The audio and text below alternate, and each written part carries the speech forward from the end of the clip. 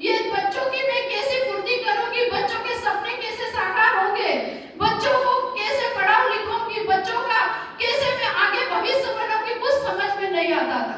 समझ में इसलिए नहीं आता था कि मेरा एजुकेशन जीरो था और नॉलेज कुछ भी नहीं था। गांव की परवरिश थी, गांव में शादी हुई थी, गांव कहने की महिला थी, दो लोगों से बात करने में भी मुझे डर लगता था। तो मुझे चिंता होती थी कि आगे मेरे भविष्य के बारे में होगा क्या। सब लोग मुझे समझाते थे, अड़ोसी पड़ोसी राय देते थे कि कुछ भी काम ढूंढो, कुछ भी काम करो, बच्चों के लिए क्या करोगे तुम, तुम्हारे बच्चों की परवरिश कैसे करोगे, तो काफी चिंता होती थी। तो बच्चों की परवरिश के लिए मैं काम ढूंढने लगी खरगोन शहर में। 30 साल से मैं खरगोन शहर में, काफी लोग मुझे जानते हैं। तो मेरे बच्चों की दाल रोटी के लिए मैं काम ढूंढने मार्केट में निकली। तो मुझे काम मिला झाड़ू पोछा और कपड़े बर्तन का, और मेरी एक दिन की कीमत लगाई गई, मेरी मेहनत की 100 रुपए रोज, 3000 रुपए महीने की मेरी कीमत हुआ करती थी खरगोन मार्केट में। क्योंकि मेरा एजुकेशन नहीं था, नॉलेज नहीं था। बस वो काम करते करते ऊपर वाले से दुआ प्रार्थना किया करती थी कि भगवान इसे कब तक चलेगा।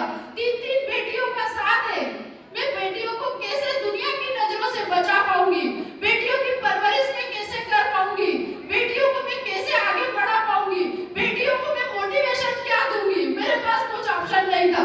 जब मैं झाड़ू पोछे का काम करती थी, मेरी बेटियां मुझे बोलती थी, मम्मी कोई अच्छा काम कर लो, हम स्कूल में जाते हैं। तो हमारी फ्रेंड हमको हंसती है, लड़कियां बोलती कि इसकी मम्मी तो झाड़ू पोछा करती है। तो मैं बोलती थी बेटा मेरी मजबूरी है, तुम बताओ मैं क्या करूं। अगर झाड़ू पोछे का काम भी नहीं किया तो अपने घर में 2 वक्त की रोटी के वादे हो जाएंगे। जब गरीबी रहती है तो कोई सहारा देने के लिए नहीं आता है। मेरे साथ में वही घटना घट रही थी, कोई सहारा देने वाला नहीं था। रिश्तेदार थे, उन्होंने भी धीरे धीरे करके मेरा साथ छोड़ दिया था। रिश्तेदार भी मेरे घर आना जाना बंद हो गए थे। वो जानते थे कि इसके घर आ जाएंगे तो इसको अपनी को मदद करना पड़ेगी। धीरे धीरे मेरे सहारे टूटते चले गए। जो हस्बैंड के समय में रिश्तेदारी लोग निभाते थे वो भी आना जाना बंद हो गए। मैंने सोचा मैं क्या करूं, मुझे कुछ रास्ता समझ में नहीं आता। दिन भर काम करती थी और रात को बिना रोए में सो नहीं पाती थी।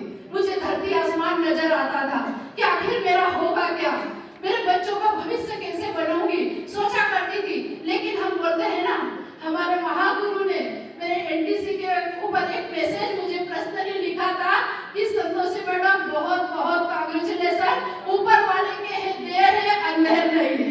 तो वो बात मुझे बड़ी पसंद है कि महागुरु ने सही कहा, ऊपर वाले के यहाँ देर है अंधेर नहीं है। ऊपर वाले ने मेरी बात को सुनी और बात सुनने के बाद मेरे दिमाग में एक आइडिया आया कि कोई काम करना चाहिए, कुछ अच्छा काम होना चाहिए। लेकिन कुछ काम मार्केट में मिल नहीं रहा था। लेकिन जो हमारे घर में एक लड़का मेरे साथ में रहता था, वो बहुत बड़ी कहानी है, वो बताने का समय नहीं है। वो लड़का मेरा शुभ चिंतक था, वो मेरी हर दुख सुख की घड़ी को जानता था।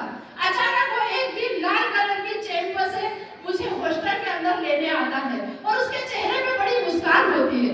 तो मैं उससे पूछने लगी कि बेटा तू आज इतना खुश क्यों है, तुझे क्या हो गया।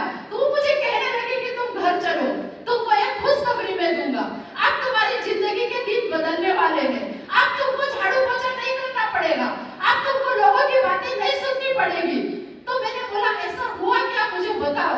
उन्होंने घर जाके पूरी कहानी मुझे विस्तार से बताई और वो कहानी में वो बताने लगे कि मेरे एक बहुत अच्छे दोस्त है जो सिलवा से आए थे और नटराज में चाय पीते पीते मुझे बोल के गए हैं कि एक काम है बेटा और उसमें 2 प्रोडक्ट है, वो 2 प्रोडक्ट पे अगर तूने फोकस कर लिया और तूने काम कर लिया तो नटराज के बाहर एक दिन तेरी भी गाड़ी होगी और मेरी भी गाड़ी होगी। मैं उसकी तरफ देख के हंसने लगी। मैंने बोला वास्तव में तू बच्चा है और बच्चों को बुद्धि कम होती है। लेकिन मुझे पता नहीं था कि वो बच्चे के साथ अभी सर ने बोला कि कौन सा पावर जुड़ा हुआ था। फिर भी उन्होंने मुझे काफी कन्विंस करने की कोशिश की और जबरदस्ती मेरे से फॉर्म साइन करवाया कि नहीं हम एक बार विश्वास करके देखते हैं। जैसे आप लोग अभी आए होंगे, बहुत सारे लोग दिमाग लगाएंगे, लेकिन मैंने बिना दिमाग लगाए उनके कहने पर एमआई लाइफस्टाइल बिजनेस में फॉर्म साइन कर दिया।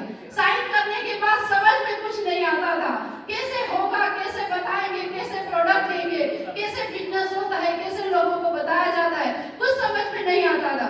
धीरे धीरे हम लोग सीखने लगे, समझने लगे और हम बोलते हैं ना यहाँ पर